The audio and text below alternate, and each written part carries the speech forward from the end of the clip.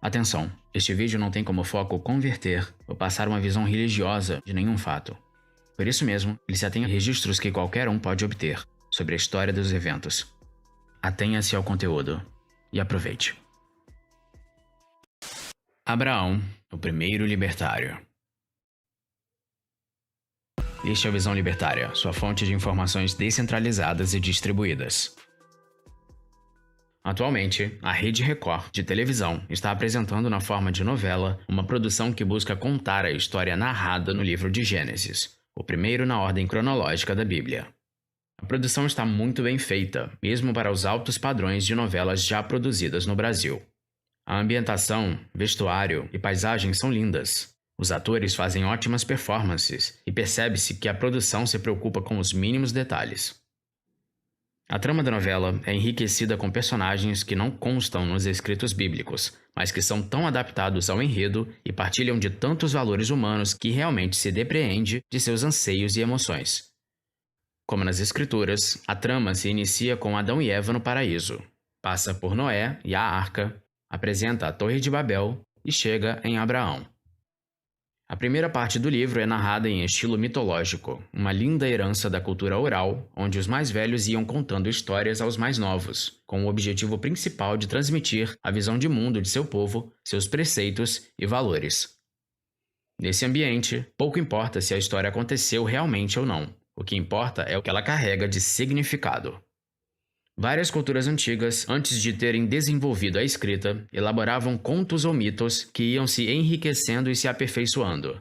Conhecemos várias sociedades mitológicas antigas, como a grega e a nórdica, que inclusive inspiraram livros, filmes e histórias em quadrinhos. A cultura dos mitos sobrevive ainda hoje nas histórias de super-heróis modernos, mas nosso foco aqui é o caso de Abraão, parte em que a narrativa sai do estilo mitológico e entra no estilo histórico, relacionando fatos, locais e pessoas daquele tempo. Inclusive, essa é a parte da história que pode ser verificada por registros em outras culturas, como a dos egípcios. Inclusive, veja o vídeo A Economia do Egito Antigo aqui mesmo, neste canal, cujo link está na descrição. Abraão nasce na região de influência da cidade de Ur, uma cidade suméria habitada por caldeus, localizada no vale do rio Eufrates, já próximo ao encontro com o rio Tigre. Essa região era muito rica devido ao avanço das técnicas de agricultura e irrigação artificial nas terras férteis do vale dos grandes rios mesopotâmicos, que na época dispunham de muita água, talvez mais do que hoje, pois se vivia no período conhecido como ótimo clima do Minuano. Sim, meus caros alarmistas, mais quente, mais fértil e mais próspero que hoje. Era o tempo dos impérios hídricos, comandados a mão de ferro por enviados divinos que dispunham de poderes infinitos. Na época, o mais poderoso império da região era o Egito, embora não houvesse tanta influência dos egípcios na região do Tigre e do Eufrates. Já na época de sua vida, a família de Abraão minerava gemas de pedras como lápis lazuli, um tipo de rocha metamórfica de muita beleza e coloração azulada, que era usada para joias da realeza e na fabricação de maquiagens, vendendo-as na região e também para os vizinhos egípcios. Com isso, a família de Abraão se tornou muito conhecida, rica e poderosa, garantindo a ele uma formação em escrita, matemática e astronomia, além também no âmbito militar. Tinham muitos trabalhadores e servos, um tipo de escravo da época, mas com tratamento um pouco diferente dos escravos do século XVIII. Em certo momento da vida, Abraão decide que deveria partir de sua terra natal para uma nova terra prometida por Deus. Bem, aqui começam os ensinamentos libertários. Abraão toma sua parte em riqueza e servos, conversa com sua esposa e convence ainda outros membros da família e amigos próximos a partir consigo nessa empreitada, diga-se de passagem, quase mortal. Andar pelo deserto hoje já é perigoso, imagine mais de 4.000 anos atrás. Havia pouca gente habitando a região, então qualquer estranho poderia ser tratado como invasor e simplesmente morto e pilhado por seus algozes. Havia também gangues de saqueadores, o conhecido bandido nômade. Fora o risco de se perder, de morrer numa tempestade de areia, morrer de sede ou de fome, ou de alguma doença no meio do deserto.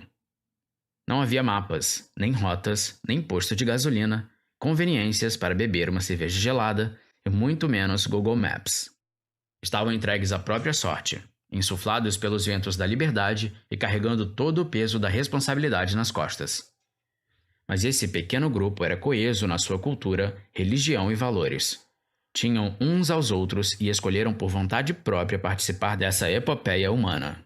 Portanto, nada os poderia deter. Dirigiram-se a Canaã e perambularam pelo deserto de Negueb, ao sul do Mar Morto. No curso da história sempre se fala em coincidências e sempre aparece aquele e se não tivesse acontecido tal coisa, o que seria? São fatos que, isolados, poderiam ter mudado toda a história da humanidade.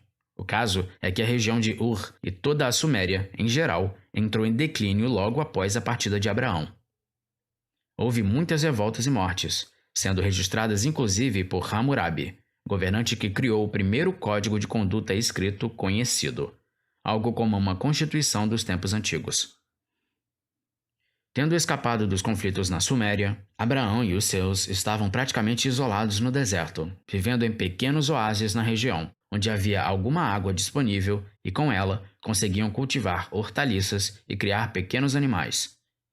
Mas ao entrar em terras a ele prometidas por Deus, Abraão, em vez de invocar o famoso apelo à autoridade, resolveu fazer acordos com os proprietários locais, estabelecendo relações cordiais e de comércio, inclusive pagando pelas terras que vinham sendo trabalhadas por esses povos, provavelmente há séculos.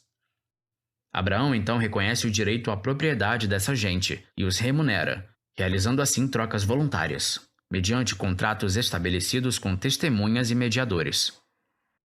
Abraão iniciava sua fama de bom comerciante, de homem honesto e de bom pagador, essencial para a vida em sociedade.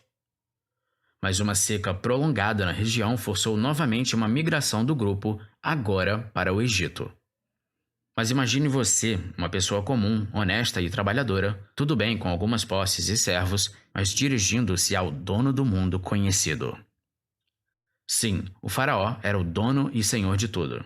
Era o enviado por Deus, ou melhor, pelos deuses. Sua vontade bastava para mudar rios e montanhas. Inclusive, era comum o faraó ou qualquer outro rei que tivesse muito poder na época mandar matar os homens das caravanas e ficar com as mulheres do grupo para seu harém. Será que isso serve de exemplo de intervenção estatal? Então, quando Abraão adentra ao Egito, ele mente sobre sua relação com Sara, dizendo que era apenas sua irmã. Alguma relação com perder seus bitcoins em um acidente de barco? Talvez. Mas o fato é que, de novo, Abraão respeita os donos da terra e pede permissão para armar seu acampamento, inclusive se dispondo a pagar impostos a título de aluguel por ocupar as terras. No retorno a Canaã, se aproximaram de Gerara, governada por Abimeleque, para quem Abraão mentiu de novo sobre sua relação com Sara. Confiar em políticos parece nunca ter sido bom negócio. Mas de novo, Abraão pede permissão para ocupar as terras até que as ganha em uma negociação com o rei. Habitando ali, agora com garantias de propriedade, Abraão decide investir no local, cavando um poço. É o que acontece quando pessoas comuns se sentem seguras em sua propriedade privada. Elas tendem a querer melhorar o ambiente em que vivem. Mas é aí que aparecem servos locais, que reclamam o poço para si, retirando água e inclusive ameaçando as pessoas do acampamento de agressão.